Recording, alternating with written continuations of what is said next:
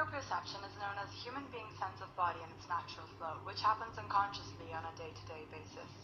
This includes the awareness of each limb and body part. It also refers to the strength used by each muscle.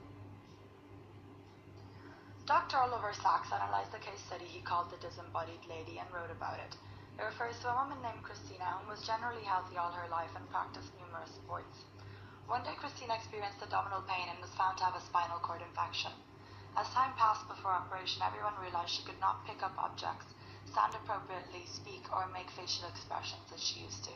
She had been diagnosed with losing her sense of proprioception. There was no possibility of recovery to her case. However, she used her sense of vision to accomplish tasks, such as staring at her hands in order to lift things or looking at her legs to move them.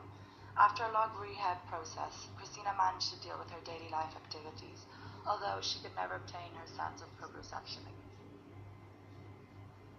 Proprioception operates as the sensory data is brought to the brain through the central nervous system. There is an inflow of neurons from the senses, which is received at the somatosensory cortex. This inflow of information from the senses gives a person a sense of position. The flow of neurons to the brain, though, can be disrupted through an infection to the central nervous system, causing a loss of proprioception.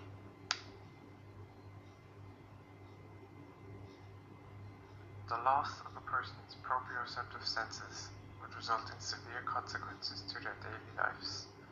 Everyday tasks such as walking and picking up objects would become a challenge. This would also affect the body's balance, posture, and facial expressions. Gibson's theory of direct perception is based on a person's bottom-up processing. The key concept of this theory looks at how the environmental stimuli are understood without any cognitive processing. It is a person's visual senses that allow them to perceive the world around them. This relates to proprioception, as it is crucial to use vision to move movement body parts. Gestalt's theory. Gestalt's theory of perception is the idea that people perceive objects as a group or a whole rather than individual parts. All components must be intimately connected in a holistic orientation in order to achieve good form.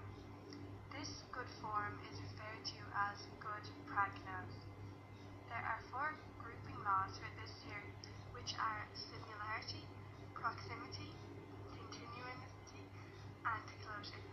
Gestalt's theory can be applied to Christina's case as her senses have stopped functioning properly together.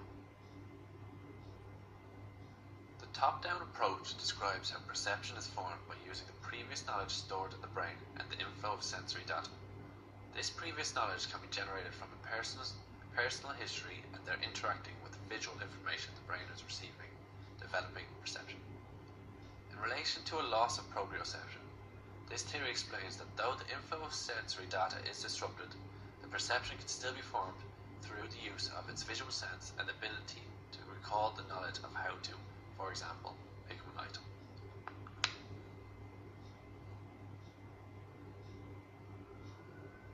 This model explains that both top-down and bottom-up processing can combine to work together. The unconscious controls the bottom-up processing, but when attention is drawn, the brain works with previous stored knowledge and the inflow of sensory data.